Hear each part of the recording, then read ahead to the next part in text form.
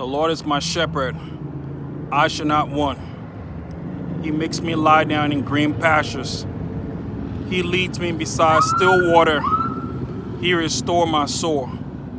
He leads me in the path of righteousness for his name's sake. Even though I walk through the valley of the shadow of death, I will fear no evil, for thou art with me. Your rod and your staff, they comfort me. You prepare a table before me in the presence of my enemies. You anoint my head with oil, my cup runneth over. Surely goodness and love will follow me all the days of my life, and I will dwell in the house of the Lord forever. Amen. So today, talking about verse 1, the Lord is my shepherd, I shall not want. David is reflecting on his life as a teenage boy when he was the shepherd of his dad's sheep. And as a good shepherd, which he was, he provided for the sheep, protected the sheep, and made sure they were taken care of, and drew that analogy with God.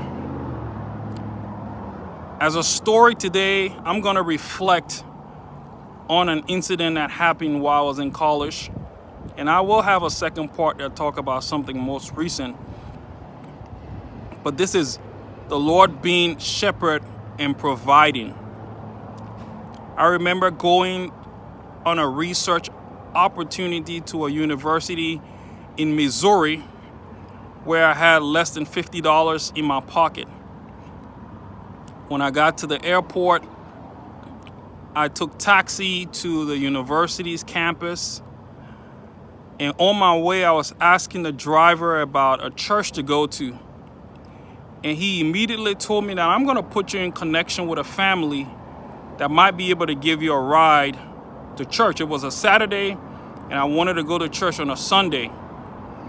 So the family connected with me, picked me up for church on that Sunday morning, and I had $6 left in my pocket. I remember as a college student going to church that day stating, I was like, there's $6 in my pocket. I can hold on to it. It won't do much for me, but I can give this to God and just give everything. So I remember giving that $6 in church that Sunday. After church, the mom of the family asked if I wanted to go out to lunch with them. And I was like, I'll appreciate going out to lunch with you all. And while at lunch, she asked me, do you have everything you need?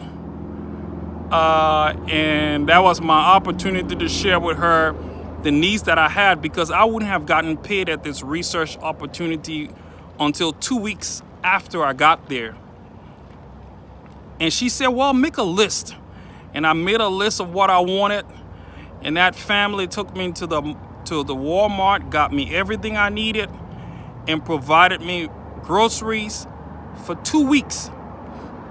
As a young person, reflecting back on these events helped me realize that God is a provider. And even as we are going through difficult times in this country, never lose that fact.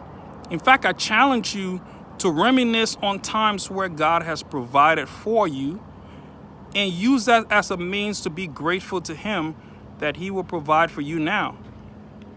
There are a lot of challenges in this world. People are losing jobs. People are losing retirement. But the God of this universe owns everything. He is your shepherd, you shall not want. Do not panic. Do not give up. Never throw in the towel. And remember this time that God, who is your source, will provide all of your needs. If He did it for me as a college student and still doing it now, He will do it for you. So use your past experiences to draw faith in the God of the universe who owns everything. Tomorrow I will share a more recent story of the amazing power of God as it relates to a provider, because I want everyone to stay strong and be strong in God. Amen.